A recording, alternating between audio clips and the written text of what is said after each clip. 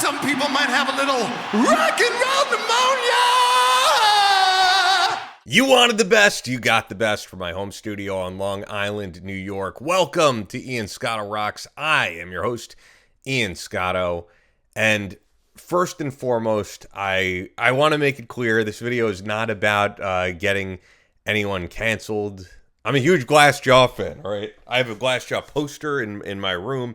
I have great stories about Justin Beck, my encounter with him that I'll get into. So it's not about that. I think nowadays everything is about canceling, and it's also no disrespect to the lead singer of Drowning Pool. I think us New Yorkers, us Long Islanders, and Glassjaw's included in that, tend to have a little bit more dark of a sense of humor than some. So if I myself am laughing at some of this, it's just the way that Justin Beck from Glassjaw retells this story. But no disrespect meant to the late lead singer of Drowning Pool. And I'm sure a lot of you watching this are Drowning Pool fans. Anyway, you're probably wondering, what the fuck is this clickbait shit that you've gotten me into? And I'm too invested now because I'm this far into the video. Glassjaw did an interview with someone on YouTube, virtual festivals that very few people have seen, but I came across it a while ago, and I said, I have to do a video about this. So, yeah, this was their experience on Ozzfest and the story they tell regarding Drowning Pool. We did play Ozzfest years and years back. All good bands were on that. But our old bass player wished death upon a guy in a band, and the guy ended up dying the next day. So we had to kick him out of the band. That happened. Yeah. I mean, yeah. We were watching that band. What? I mean, hell yeah, Drowning Pool. Drowning was the hardcore band. And we're watching them, and our bass player Dave Allen, who lives in Brooklyn, New York, goes, "God, this band sucks. I hope the singer fucking dies." The next morning, dude woke up dead. Oh, I'm sorry. We woke up. He was dead. Sorry, let me read that. We woke up. So we kind of felt bad. That's why Dave's out of the band now. It's the omen of bad luck. You know what I'm saying? It's bad shit. Bad. That's some festival memories. So is that story a little fucked up?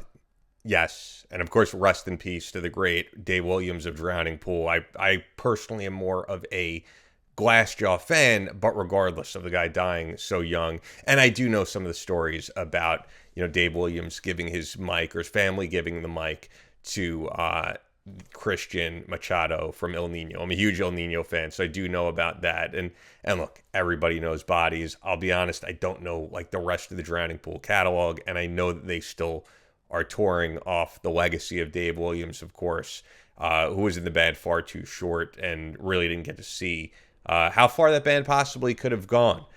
But that's I even as a metalhead, like that's the only song I know. And of course, I also know the Psycho Stick cover of Bodies, where they changed the lyrics to "I can only count to 4. I can only count to 4. I can only count to."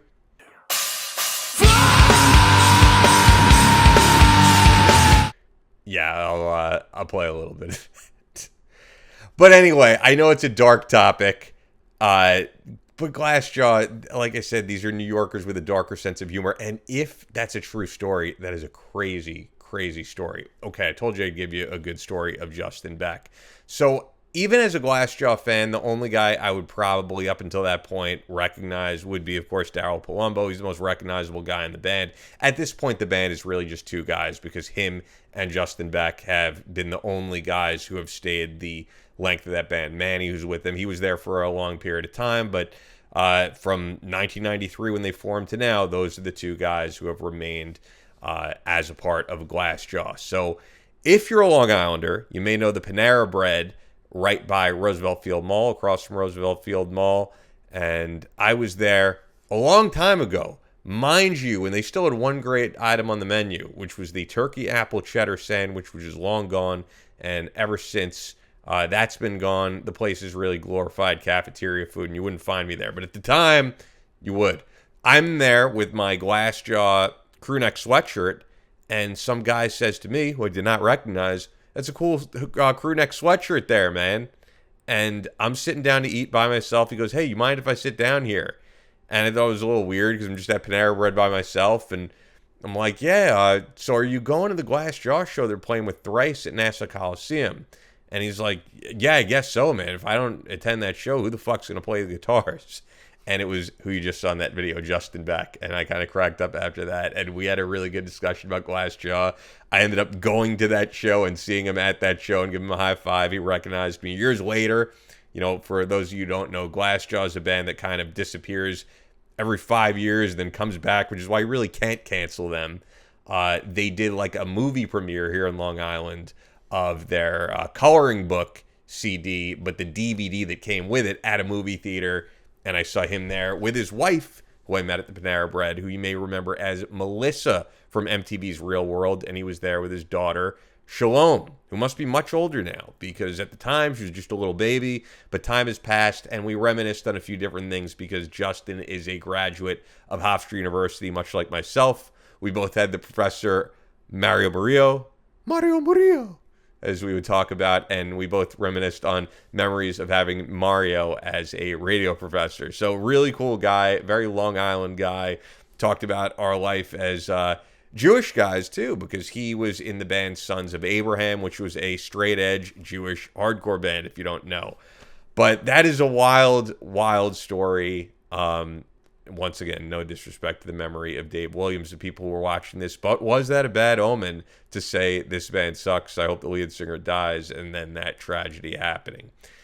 Anyway, if you like the video or you never saw this before, you can watch the full video. I'll link to it below, the full interview. But be sure to like this channel, subscribe to the channel, hit the hype button if you want more people to see. If you're feeling extra generous, you could send a super thanks or check out the merch store for the Ian Scotto Rocks t-shirt and coffee mug. With that, you can watch more great content from Ian Scotto Rocks by clicking this video right next to my head.